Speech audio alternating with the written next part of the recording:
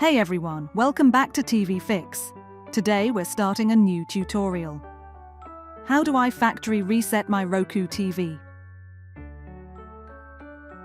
Press Home. Scroll to Settings and press OK. Scroll to System and press OK. Scroll to Advanced System Settings and press OK.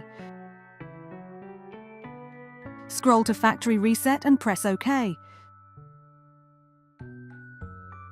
Select Factory Reset Everything and press OK. Enter the code shown on screen, then select OK and press OK. Your Roku TV will now reset to defaults and restart. That's it for today's tutorial. Thanks for watching TV Fix.